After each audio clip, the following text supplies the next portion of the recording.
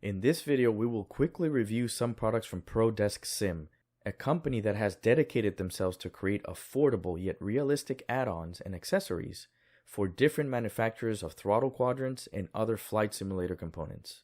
They have a great variety of products, but what really caught my attention was the reproduction of a very important function, which is the takeoff go around button, also known as toga. If you have seen any of my previous videos, you already know I like to take these types of products to the real aircraft, because if I am to introduce these add-ons to pilots, I want to make sure they don't produce any type of negative training.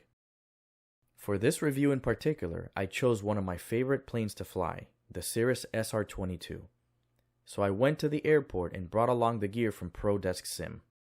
The throttle and fuel mixture levers slide in perfectly into the Honeycomb Bravo throttle quadrant. And as you can see from the video, they are very close to the real thing and just as functional. Overall, I am not only recommending their products, but I am actually using them and enjoying them without any negative type of effect on my muscle memory or training. If you would like a review of your product or work on a project with me, please contact me at digitaljoshua.com. Please like, share, and subscribe. Thanks for watching.